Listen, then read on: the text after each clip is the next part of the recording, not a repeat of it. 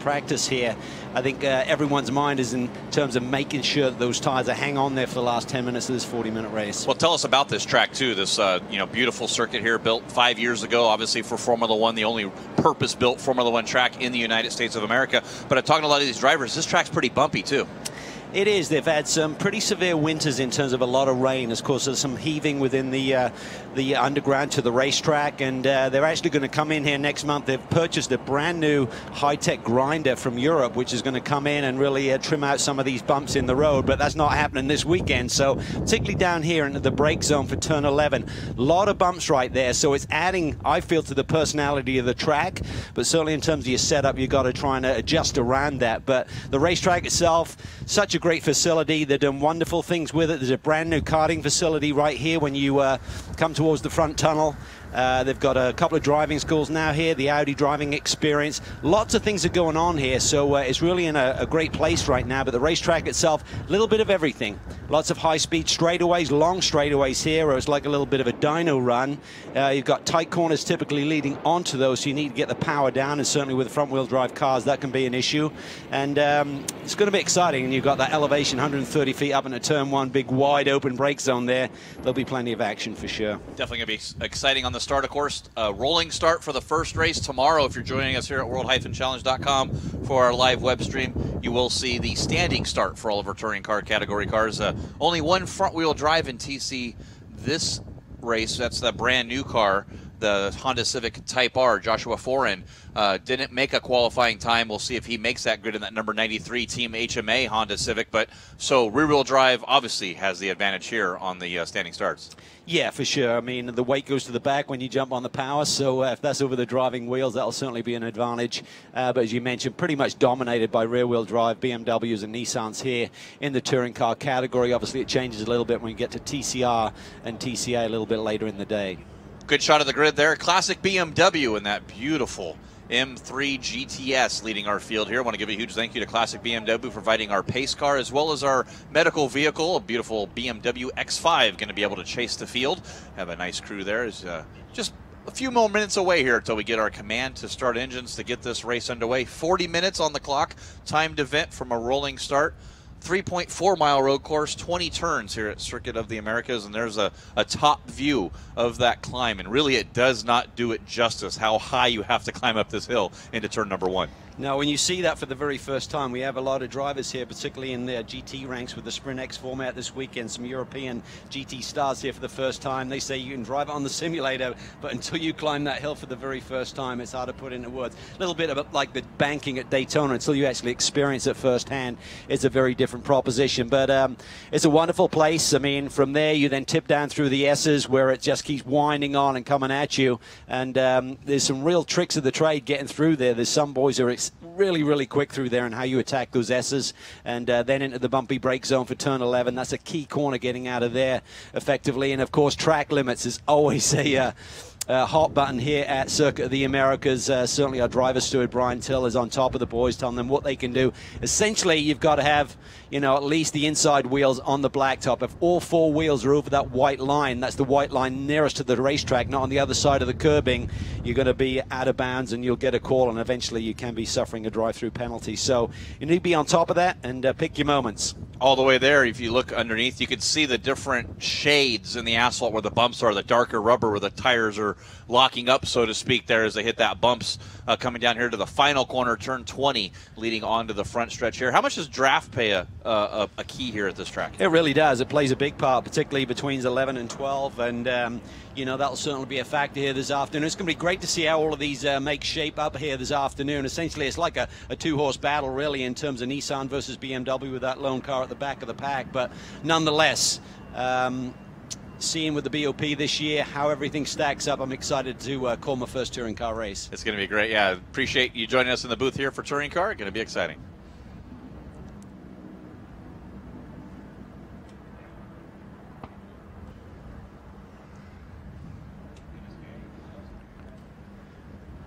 So down on pit lane, of course, Adding to our staff, Gino Carini, longtime Pirelli World Challenge touring car competitor. He'll be joining us, hopefully capturing some stories for us about what happens here in this 40-minute race. So get to see all the action here live at world-challenge.com. There's a brand new app as well. If you search your App Store or Google Play Store, search for the Pirelli World Challenge app. Well, to give the famous command in motorsports, let's get down to pit lane. Gino Carini. With the most infamous words in motorsports, Kevin. What an honor this is. On behalf of Nissan North America and the Pirelli Tire Company, drivers, start your engines! Thank you, Kevin. Back to you guys. Well, thank you so much, Gino. Of course, Rick Kulak giving our command to start engines there, the Nissan Motorsports manager from Nissan Corporate. And it's funny, like you mentioned earlier, Cal, 1st, 3rd, 5th, 7th, all lined up on that inside groove up into turn number 1, all Nissan 370Cs. Yeah, I think he's got to be excited. Rick's a great motorsport manager for Nissan. I think his nickname is Kevin, by the way, so we'll tease him about that a bit later. But Vesco, I think everyone anticipated that he'd be putting the hammer down, trying to make a statement here in the opening round of the championship. He certainly did that in qualifying, but he had a margin of about just under half a second, which in this form of competition is something else. But even so, it's all going to be about the durability of the car, keeping the tires underneath you, and managing that for the full extent of this race. You see Vesco, Kozarov, Jacob Ruud starting on the outside of that front row in that Winding Road Racing TFB Performance BMW M235i. It's Paul Terry, a new addition to the championship this season. Teammates to your pole sitter, Vesco, Kozarov starting there in 3rd. A good shot of that Nissan 370Z. Anticipation is high. I mean, it's a long off season and you're just waiting to get going. You work through the winter months in terms of putting your programs together, choosing which car is going to be your weapon for the season, and now it's go time. You've had the practice, you've had the testing, you've got a qualifying run under your belts, but now it's the first green flag of the season, and everyone's itching to go. The 91, Carl Whitmer, you see that in that BMW M235i Racing from Classic BMW. Starting in the 4th place, you saw Carl campaigning the Honda St. Rose Accord last season with the home team in the Whitmer, but he is actually competing now rear-wheel drive car. The first time he's ever driven a rear-wheel drive car. Qualified 4th, kind of got acclimated to that fast-track racing machine quickly. Yeah, but that whole family, they got 4 young boys there who are really, really quick, and I think Carl will adjust very quickly, as he's shown already and demonstrated with his pace throughout the course of this weekend. Lining up 4th, it's a nice qualifying run for him. It's pretty tight behind Vesco. Vesco had that gap to 2nd place on the grid by about half a second, but behind them there's just a few hundreds and tenths between them all, so should be a fierce battle. Have to wait and see if Vesco tries to take off or just manage it from the front. Doing a good job warming up their Pirelli P0 tires here. All the cars shod on those Pirelli P0 tires this weekend. Steve Streamer coming here. The Genesis Coupe, Jeff Rica. Some limited success here in Pirelli World Challenge competition. Had a huge crash with that car 2 years ago at Lime Rock Park. Spent most of that year getting it rebuilt. Came back for select races in 2017, and he's back again here too. He had a lot of engine issues last year, he's telling me, but he feels that they're on top of those now, and he said the other morning we had an early morning practice session. He said the car was absolutely flying with that turbocharger, really running well in those sort of conditions, but not quite as warm as we saw on the anticipated forecast coming into the weekend, even though it's pretty muggy here today with lots of cloud cover. Yeah, it's lights going out on the pace car coming down here into turn number 12, so still got a little ways to go here till they get back to the line for the green flag. There's a good shot. Tony Rivera in that red Nissan 370Z back there.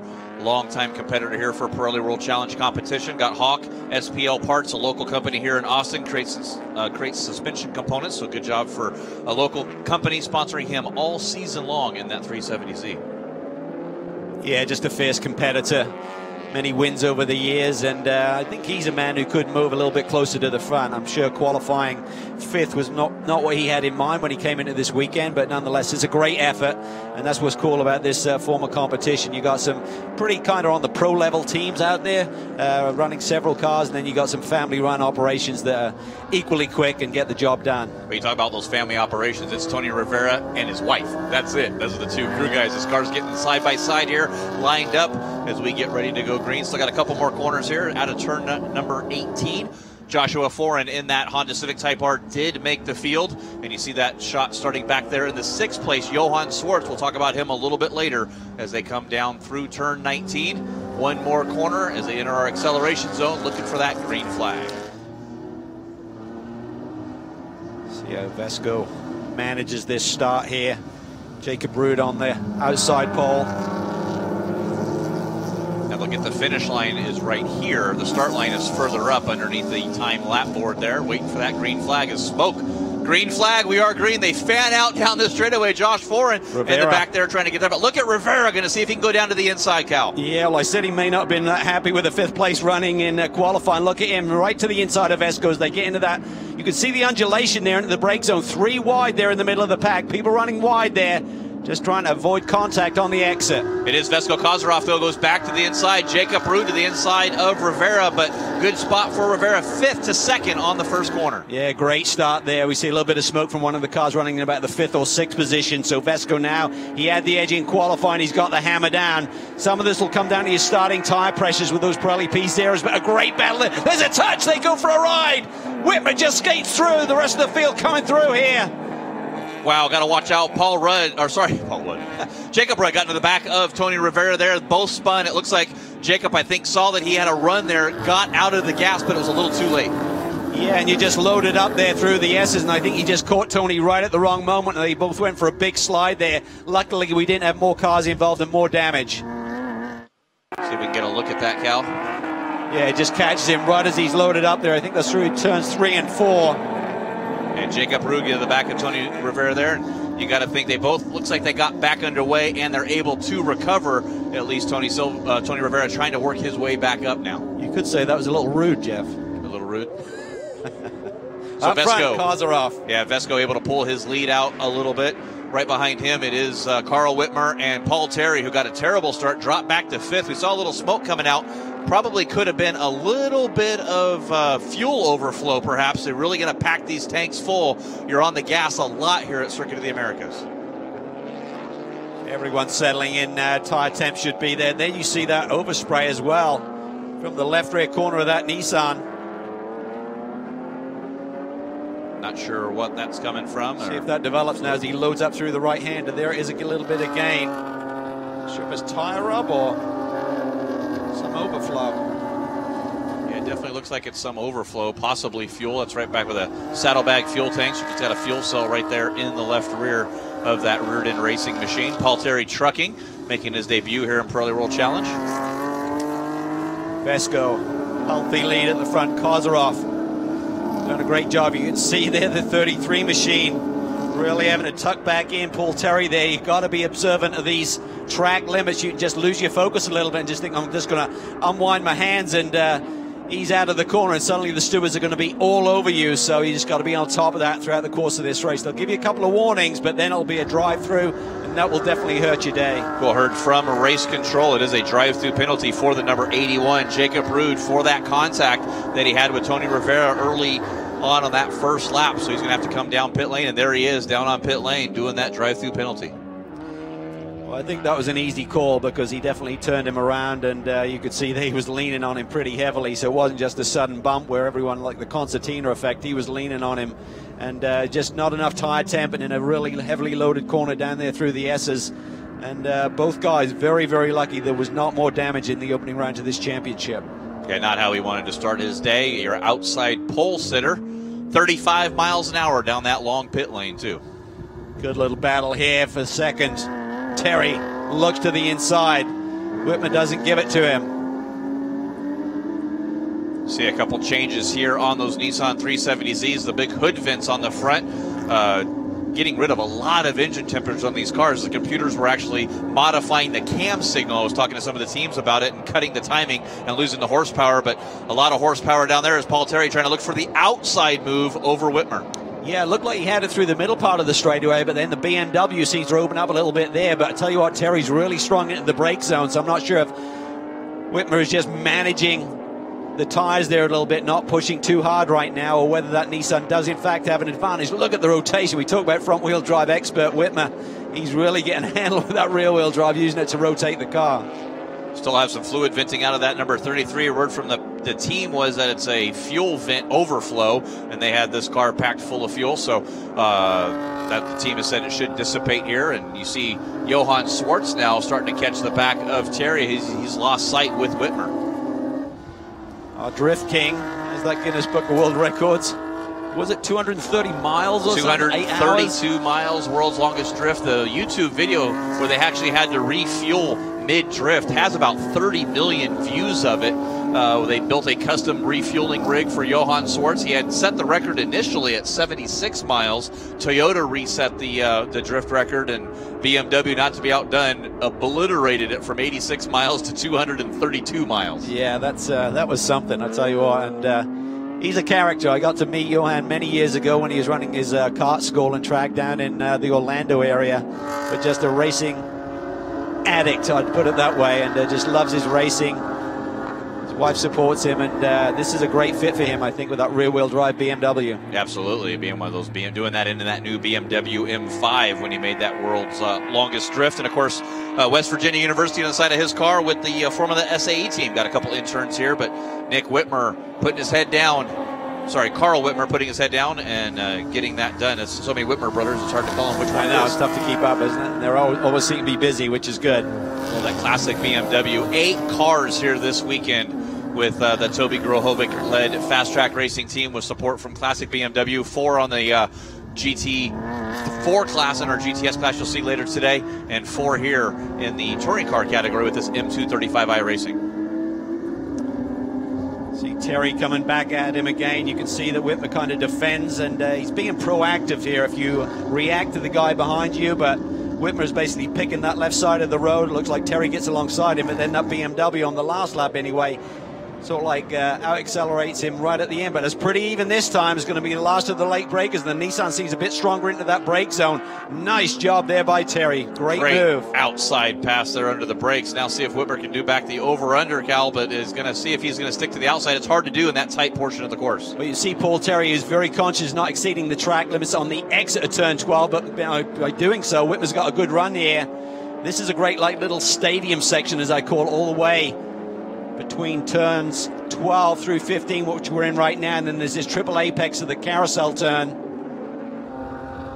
Johann will be watching this and just seeing if he can figure out any weak link in their arsenal right now to go after those podium positions. We saw him just cut that little inside apex there a little bit, Paul Terry did, and this got a warning from race control. That's his final warning on track limits, so he's going to have to be careful here next time by as he's trying to defend that position against Whitmer. Nissan 1 and 2 right now. Kozarov stretching the lead to 4.5 seconds. If I was him or if I was his team, I'd be saying just keep it right there. Gives him plenty of margin if he should encounter traffic later in the going to take his time through that, but don't abuse those tires. If we get a caution, get a reset, you got to have something to fight with at the end.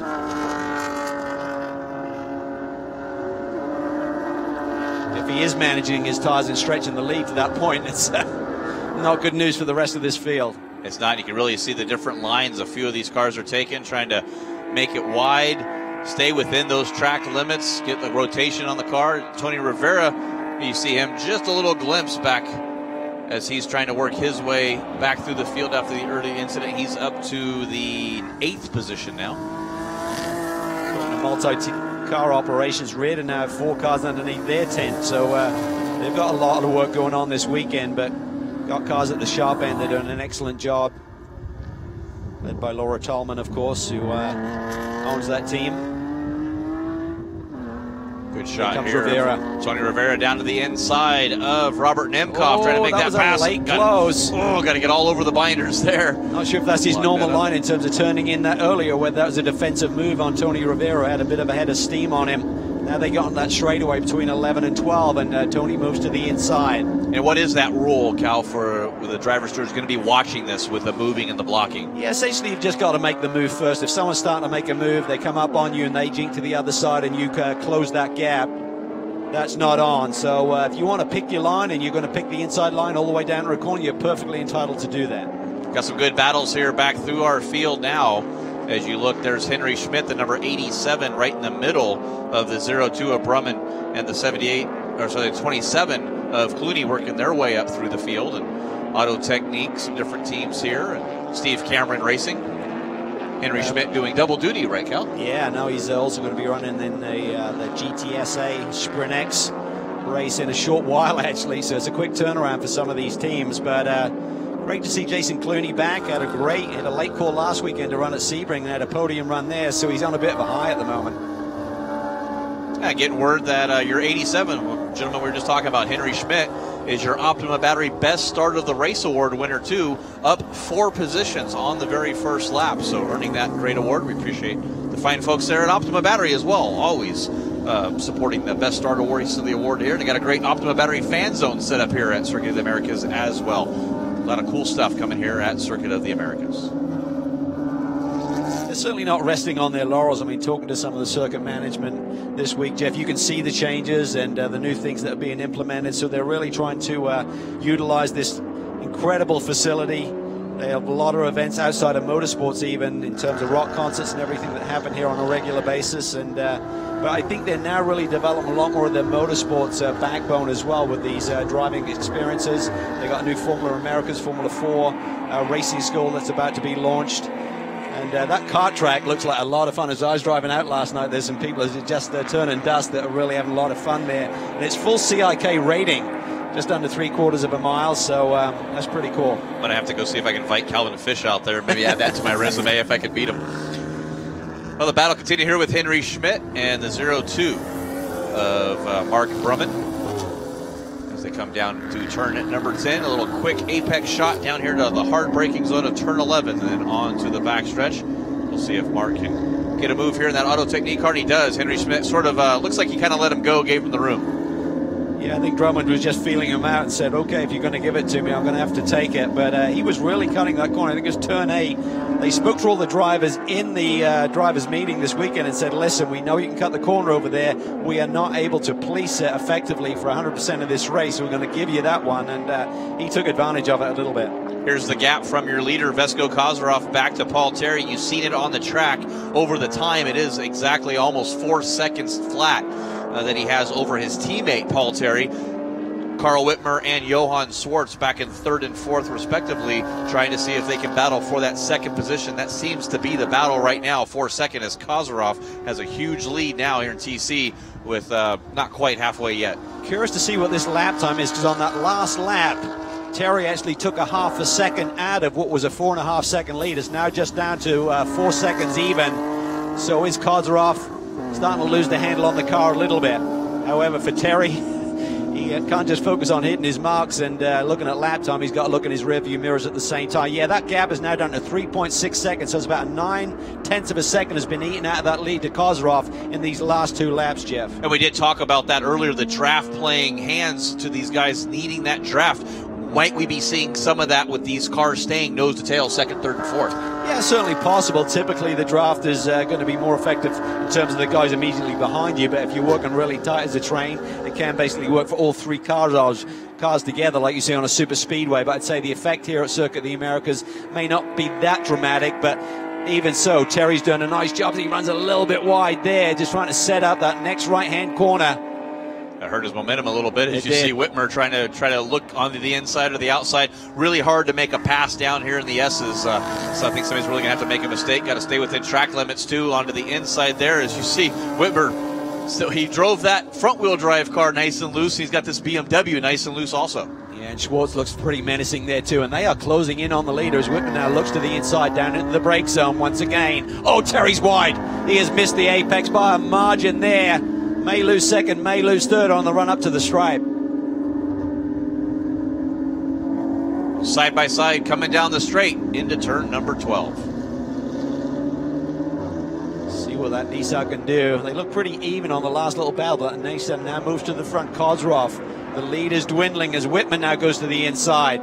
That Nissan has been strong in that brake zone all day long, but Terry's certainly pushing hard, Jeff, as we've seen. A couple of little mistakes here. Are the tires going away, or is he just pushing too hard and asking for too much? Yeah, I got to think he's just pushing really, really hard. Looking at it, you can see him loose and snapping it and missing the apexes a little bit, running wide in some areas. I think he's trying all he can to stay in front of Whitmer, and he doesn't want to try too hard and make a huge mistake and lose 2 positions either. Now, Drift King is looking pretty stable there at the back. Johan is looking like he's the smoothest of the 3 right now. Really able to tuck his BMW tight into that carousel, runs a slightly different line through there, and then opens it up and really comes out with a lot of exit speed. A little bit of wheel hop there as he fully loads that left side suspension. Picks up that inside right through 18.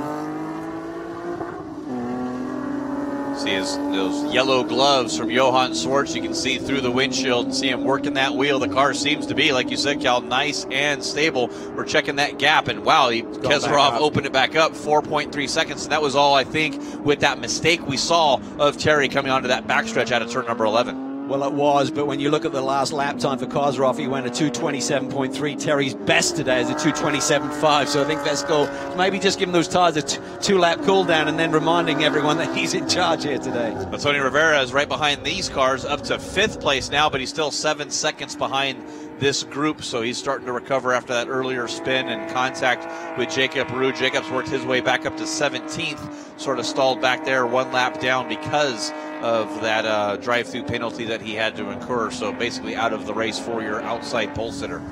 Yeah, and looking at Rivera's times, he's run a 2:27.2, which is, I believe, the second fastest lap of the day to Kozarov, obviously, but he is marginally quicker than the guys who are running 2nd through 4th right now, the battle we're looking at right now on screen. But as you said, Jeff, a long way to catch up, over 7 seconds. Probably not going to happen without some kind of caution or something in the going. Good shot of Carl Whitmer, one of the twins, actually. There's Kuno, and then Nick, and then Carl and Kurt. So the Carl, and I think Kurt's starting to do go-karts and driving as well. So look at all 4 brothers. And here's your leader once again in that Reardon Racing Nissan 370Z, Vesco Kozarov.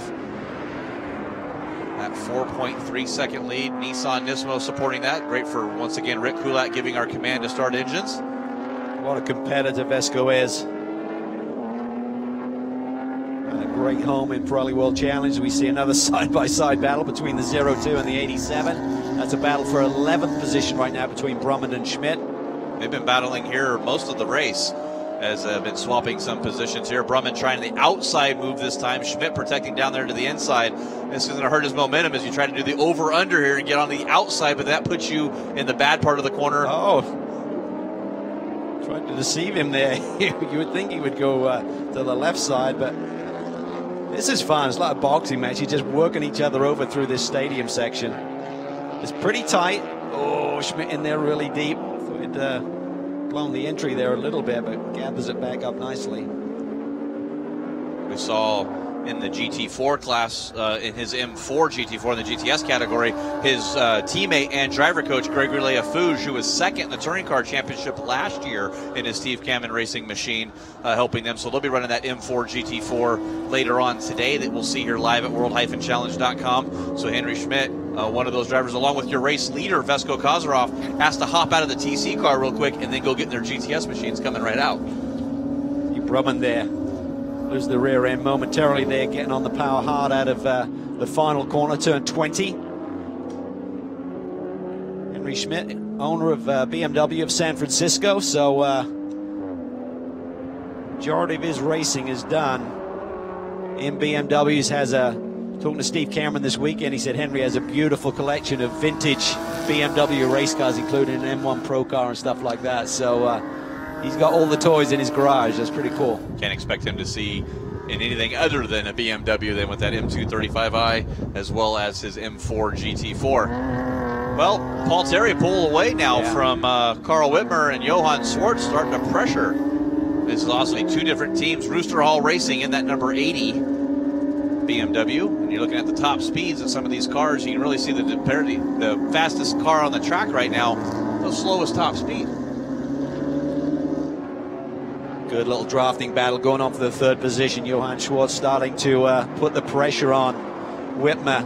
As you said, Terry has pulled away from this battle. He's found a sweet spot with his car and his tires once again. Just ran his fastest lap of the race at 2:27.4, which was nearly half a second quicker than our leader on that last lap. Can he maintain that same delta through the second half of this race as we approach the halfway mark? Can Johann do anything here too? Maybe with halfway still be able to run down maybe Paul Terry for 2nd. I think it's Vesco's right now with the gap that he's got. We'll see what Paul Terry can do. He's got to maintain his pace in the race field here and make his car last. But Tony Rivera still 7 seconds behind this group here, back in 5th. So battle for 3rd in that final podium spot right now between Carl Whitmer and Johann Swartz. Schwartz is savvy. I mean, he's won a championship. He won the TCB championship back in 2015. And he may say, you know what, on this racetrack, the Nissan's a little bit better. What I need to do is be best in class, best of those BMWs, and try and pull some points on my main competition there, and then wait for the tracks where maybe the BMW has the advantage, and then score the big points that day. And you look at Whitmer there, pulling a little to the inside. Now that's allowed because he was picking his position on the track. Yeah, you are. As long as you make that move first, you can drive whatever part of the racetrack you want, as long as you keep that line and don't move around. Cannot react to the guy behind you. So typically if you get a little poor exit speed, you're just going to immediately go into that defensive mode, so you don't suddenly get the ire of the chief steward, the driver steward, Brian Till. Joshua Foran in that Honda Civic Type R, brand new build and entry from Team HMA, Honda Manufacturing Alabama. So kind of a volunteer crew there getting that car built in their off time, working at that plant in Alabama. Really hot little street car, that Civic Type R. Getting a report there. You can see on Tony Rivera's, they said his front splitter is a little bit loose. Maybe when he went for that ride, when he took the bump from Rude early in the going, he may have gone across the curb, and you can see it there oscillating there as he heads down towards the brake zone for turn 11. And on Tony's hood, you see those vents you were talking about, Jeff, that have really helped the overheating issues that they had with the Nissan throughout the course of the summer last year. Yeah, got to make these cars last, and you start losing power, they start cutting timing. And what's that feel like in the car to have that splitter sitting there flapping? It's going to be pretty dramatic inside the race car. You're going to be really feeling that all the way through the whole car, particularly through the steering. And your concern is, how bad is it going to get? Is that splitter going to suddenly come adrift and get under your front wheels when you need them? Look at Schwartz. He's really starting to put the pressure on Whitmer. I think his car's a little bit better. As I mentioned, Jeff, Schwartz seemed to really keep the car underneath him during the early stages of this race and try to manage those tires. Maybe that's coming into effect right now. Looking at Darren Jorgensen back there, the number 66 BMW M235i. Side by side here as they come down here into turn at number 12. Let's get a replay and see if we can see what happened here. A little bump and run there, maybe?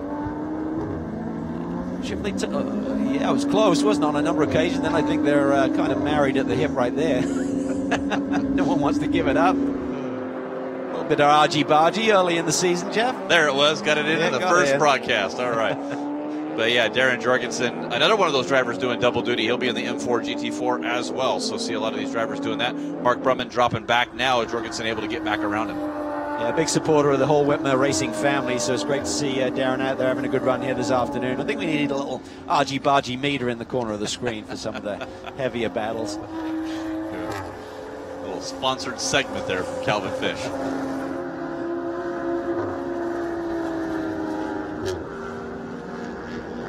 Looking at Whitmer down through this S section. Got those big yellow curbs right there to the inside, and yeah, I've seen some cars going over them and some cars just completely avoiding them. Yeah, I've seen some cars that have damaged their suspension and shock. You can really get a big, violent, high-speed shock to the suspension system, which will do damage. So the drivers are certainly not purposely hitting those. They're pretty abrupt. They're probably a little bit taller than a full-size coffee cup, but it's okay if you're unloaded, but if you hit it loaded with his, you're basically taking all of the droop out of the suspension system. That can be a problem. You're seeing Whitmer there turn the wheel. You can see his white gloves and the yellow gloves of Johan. There is the gap as Paul Terry is down to 3.6 now, so 3.5 seconds to his teammate. And you got to think about, once you get to the back of your teammate. Reardon Racing, Vesco, he's talked about Laura Tallman, sort of the team principals there at that team. Paul Terry's kind of the customer car, so how do you handle that when you get up to nose to tail, you start battling for the lead when you got your customer right behind you? Carefully. You just hope you don't get into that moment where you have to really make the big decision, but he's a cool guy, Paul Terry, based in Utah, which is a natural fit with that race team that are based there as well, ran the Lamborghini Super Trofeo Championship in 2017. So he's new to this car, but he's also run the Spec 350Z car in NASA for a number of years, so he's familiar with the Nissan platform. Good battle here with that Tech Sport Racing Nissan 370Z. Steve Streamer running that car, brand new build for that team at Tech Sport Racing. You have Travis right behind him in his BMW, and then you got to go back here to that number 20 of Robert Nimkoff and then Jeff Rika in the Genesis Coupe. So it was a four-way battle here for the 6th position. The Genesis there doesn't look quite as stable at turn into 19 as the BMW in front of him, but Jeff has really given it 1,000,000% as he always does. Slides it coming off a turn 20 onto that front straightaway. I have to wonder about his rear tires, what are going on there. And Matt Travis started in that 16th position, did not get a qualifying time in his classic BMW. Now he's worked his way all the way up to that 7th position, trying to get 6th. So we have that VP Fuel Hard Charger of the Race award, and I got to think he's listening. Oh, and Steve Streamer got a little wide there in turn 1. Not sure if there was a problem. I saw maybe the car bottomed out there. He saw a little bit of smoke, or yes, wheel rub maybe, but trying to he's protect got no now. momentum right now, and the BMW right behind him does. Close stuff here is Nimkoff, the team owner of Auto Technique Racing. 2 cars strong here this weekend.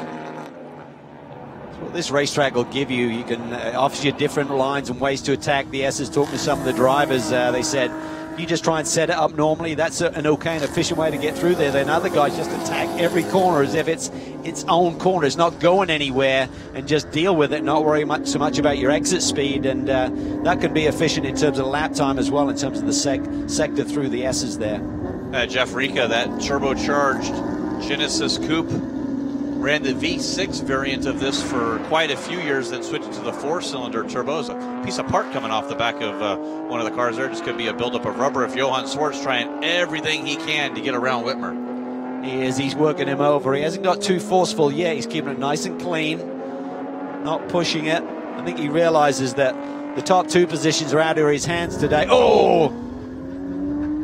Not sure what happened there, but down there in turn 11. Oh, you can see the damage here. Let's take a look and see what happened here down here in turn number 11. See it develop here. Jorgensen, pretty late move there. I don't think Schmidt had even seen him, even though his approach speed seemed to be a little bit off. So I'm not sure if Schmidt was kind of getting it together, and suddenly Jorgensen saw the door wide open and committed to the apex as Schmidt turned in. Either way, damaged race cars. And another car caught up in that, the number 02 of Mark Brumman. Oh, that's not good. Oh, no, and he got stuck in the gravel trap, is Jorgensen. So with only 12 minutes to go, yeah, he is buried in that gravel trap. He was just trying his hardest to get clear. As you see, the 67 of Schmidt, or 87 of Schmidt had pulled off as well. So all 3 cars that were involved all pulled off the track. Yeah, 3 BMWs in trouble there, and the big question now for the stewards is that car in a safe place, or do we just keep a local caution period in that critical turn 11? Yeah, we're 2.9 seconds is the gap now with Vesko Kozarov and Paul Terry. Paul, last lap, his best lap at a 2:27.367. He was almost a full second quicker than Kozarov the previous lap. I think if Schwartz sees that car there, he may be thinking, are they going to go yellow? Can we get it cleaned up before the finish? So he may increase his pressure on Whitmer right now to try and get that track position should we go yellow and not see further green flag action. Just under 12 minutes on the board, and it'd probably take at least that with the length of a caution lap here. He's not going to be able to make a move down here because they will be under that local yellow for the car stopped there in the exit. This is one of the good passing zones down here. Yeah, he needs to just set him up, just try and get a good draft down this long straightaway here between 11 and 12, and then try and think about making a move.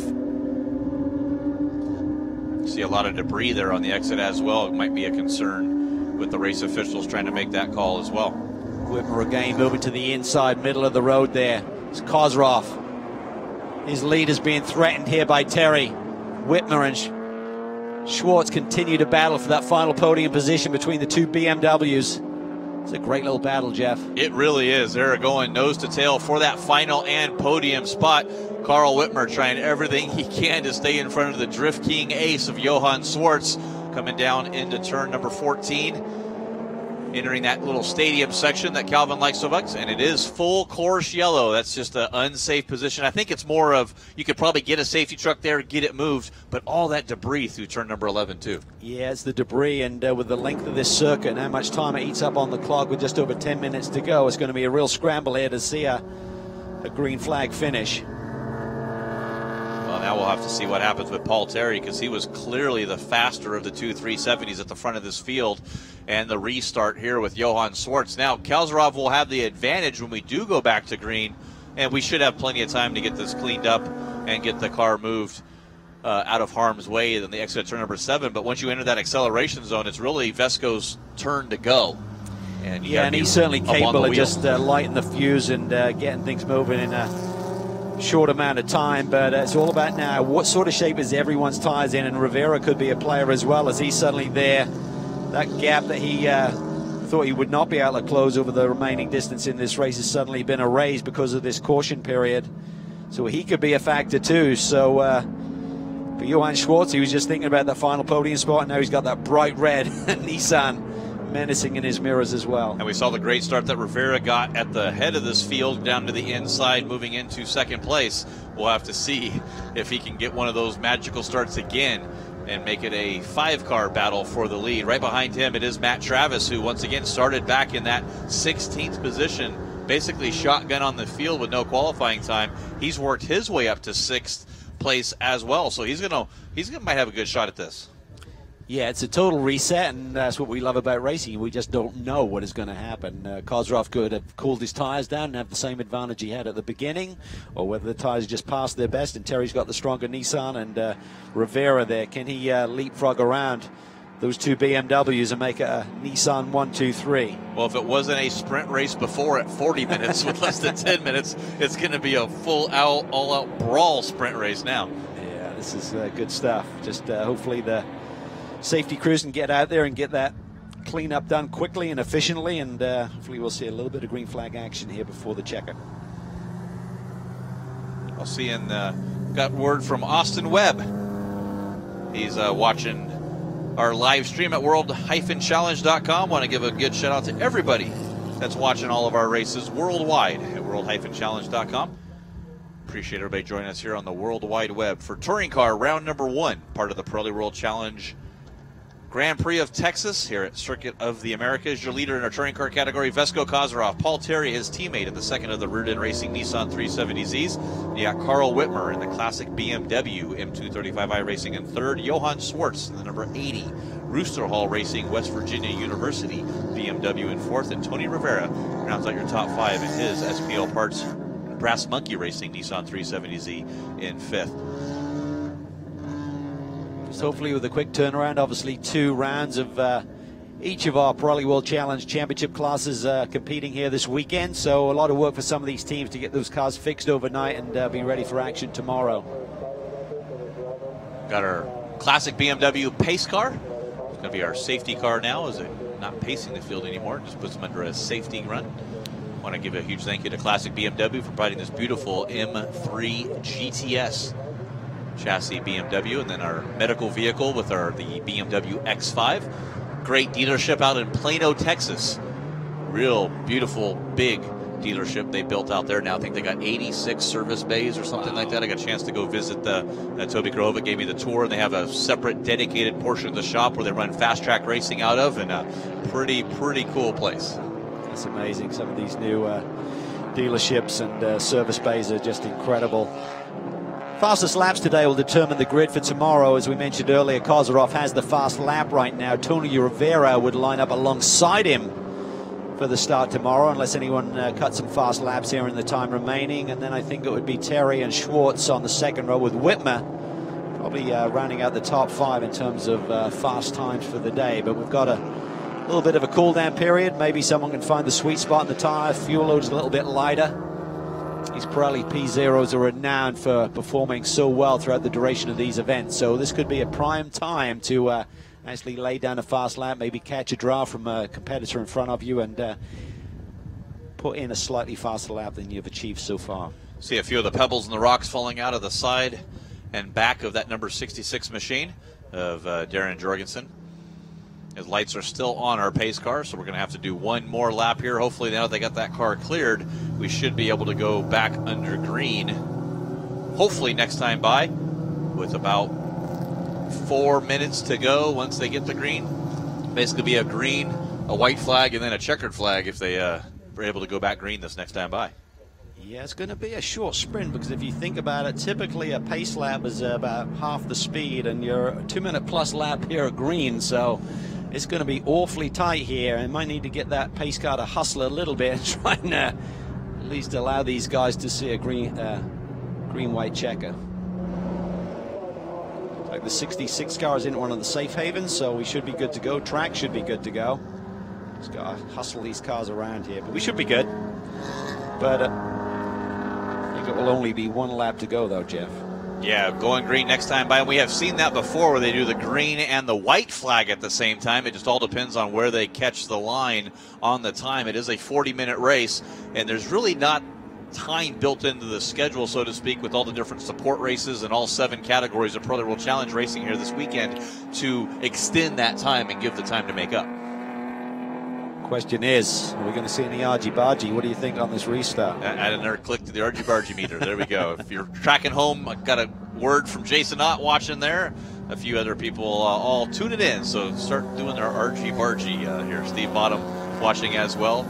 Has a 370Z, needs to come out here and run touring car. His lights are out, and you can see the pace car did pick up that pace a little bit as they're going down there into turn number 11 now. Well, you're going to think that someone's either going to get a run to the inside on the climb up the hill to turn 1, or Kozrov is going to protect.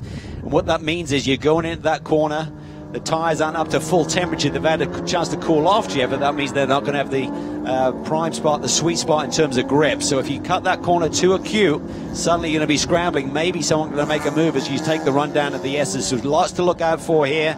See Terry playing some games here. Looks like he's going to create a little bit of a gap. Maybe he's just going to try and run hard here through a couple of corners, try and get those tire temps back up, get a feel for what his race car is like before we see the green flag.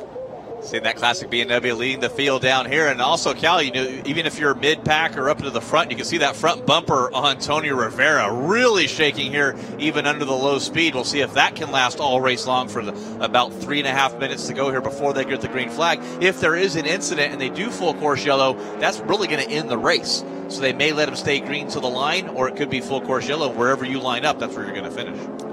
Yeah, and guys know this. And I think for Tony Rivera, probably the section of the racetrack is down through the S's, the high-speed, constant change of direction is where if he's losing downforce on the front of that car, that'll be affecting him the most. So if he can make a move at this initial start, then he may be holding up the rest of the pack as we head through that section of the racetrack.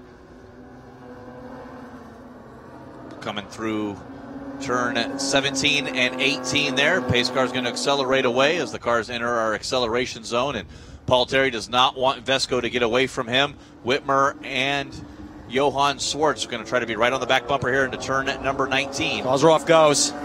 He goes through 19. Terry's relatively close to him, so he managed that quite well. 2 BMWs close together. Rivera's been dropped here a little bit. Oh, his nose to tail now, waiting for that green flag still to come out. They're already up to speed, though, once he entered that acceleration zone. So Rivera is going to go protect against Matt Travis as they draft down the front stretch.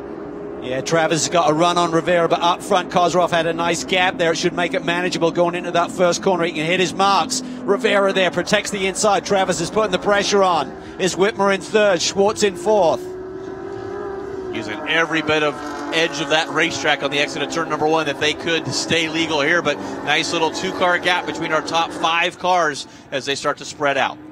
Pretty clean here. I expected a little bit more action, Jeff, but Kozrov managed that restart perfectly. Terry went with him. Now he's a little bit wide. He's in the marbles. You can see them flying there as he heads down through the S's. Whitmer closes in. Still got to get the pressures built up and get those temperatures back in these Pirelli P0 tires as they're coming down here through turn number 8. You got turn number 9 quickly, and then down into turn 10 on this diving left-hander flat out there. You're not going to hit the brakes into the hard-braking zone. Schwartz has got a run. He's looking at the inside as they go down into the brake zone. How hard will he push it? Tucked back to the outside, nearly clips the rear bumper on Whitmer. Now he goes to the outside, loses the front end a little bit as they try and get on the power. He tried to go for the under, tried to go back on the over when Whitmer was protecting. Didn't get the run, but didn't lose that much momentum either, Cal, as he's able to stay right with them. Cars are off. Just magic here in this start and restart. It's got the power down. Terry's had a brilliant run here. BMW's battling out for third. Rivera under attack.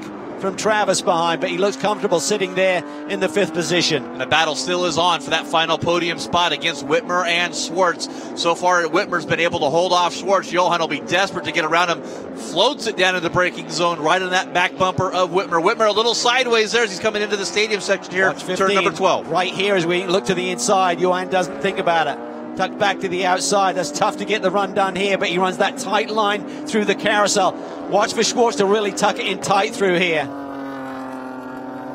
Tucks it in, can't do anything with it. 18 seconds to go on the clock. We will be getting the white flag this time by for your race leader, Vesko Schwartz Kozarov. to the inside. He makes the move down to the apex. Can't quite get it done. Bounced over that curb. Oh, and way wide there. That's hopefully that's not going to deem an advantage for Whitmer. I think he was just trying everything he could to survive there in turn number 9, exceeding those track limits. Schwartz a run off, but here we go. Kozarov takes the victory from Terry. Close behind. Rivera hangs on for a top 5. Yeah, sorry about that. There was a checkered flag to end our session there, so Kozarov getting the win. Terry 2nd, Whitmer able to hold on to that 3rd place, and Johan Schwartz in 4th, and Tony Rivera able to hold on to that 5th place. Sorry about that there, folks watching live. We got word that it was going to be a white flag, and they decided to save time there and get that checkered flag, so we were able to at least end this race. But Vesko Kozarov getting the win. It's a Nissan 1-2 with his teammate Paul Terry right behind him. Let's see if we can just get a look here at how they ended up finishing here coming out of turn number 20. And that start-finish line, as the finish line is different to the start line, should I say. Start line is much further down the straightaway, and then you see a really close pack battle there for 3rd position all the way back through 7th. Good 3-wide battle back there for 8th between Jeff Rika. Looks like Nemkov was able to get it over Clooney as well. Well, that was a great start to the year, mate. Yeah, it was. There's Vesko Kozarov for these getting touring the car win. boys. Paul Terry once again in 2nd, and Carl Whitmer in 3rd. But Vesko in that rear-end racing team doing a superb job leading flag to flag. Was only really challenged at the very beginning by Tony Rivera, and with that spin that he had early, with that earlier contact, worked his way back up to 5th. You can see the front bumper on Rivera's car still bouncing. Should be a threat tomorrow, though. They get that splitter fixed up. He's got the 2nd fastest race lap. He should start on the front row alongside Kozarov. And he may have enough pace. And tell you what, Terry came on strong, though, in the course of this race today. I think with a slightly better start and a little bit closer to Kozarov. The key is Kozarov, just on the opening laps. He just seems to have the pace over everyone by a substantial margin. So seeing that rear-end racing team, and you talk about 4 cars strong now, 1st and 2nd now. I don't think it's going to be much of a podium celebration here for Vesko Kozarov because he's got a race coming up next with that M4 GT4. It's fun though, right? What beats finishing 1st, chance to go out and do it again moments later.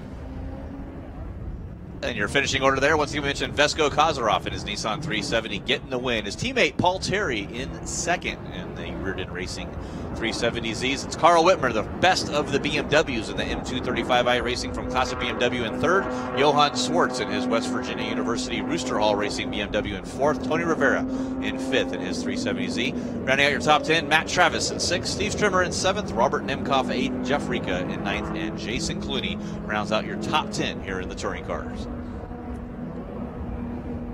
You can just see this great facility here at Circuit of the Americas.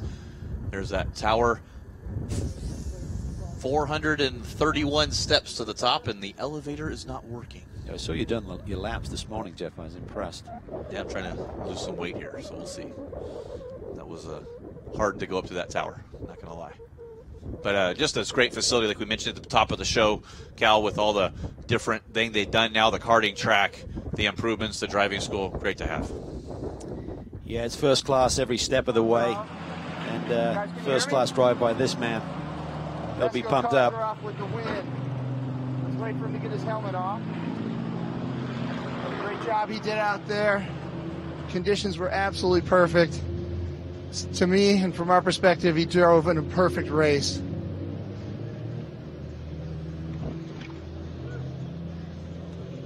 Vesko, great job, my friend. There's the pride hat.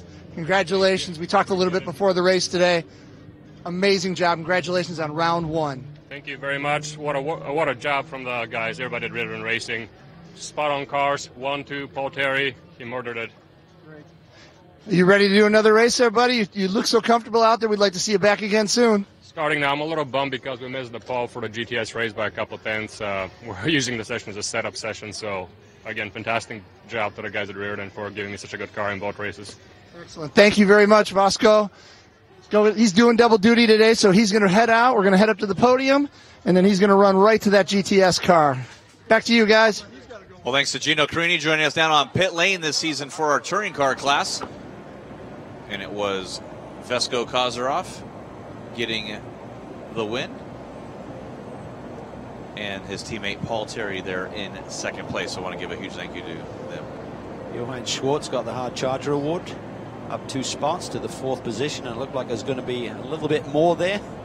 And a great battle with Whitmer for the majority of this motor race. I want to give a huge thank you to VP Racing Fuel, of course, the official Fuel Pro Bowl Challenge, doing our Hard Charger of the Race Award. Well, that does conclude round number 1 for the Pirelli World Challenge Touring Car. First season is in the books for our TC categories for the first race here at the Pirelli World Challenge Grand Prix of Texas here at Circuit of the Americas. Thanks for everyone joining us here live at world-challenge.com. For Gino Carini, Calvin Fish, I'm Jeff Lepper. Join us again here later on today and all weekend long at world-challenge.com.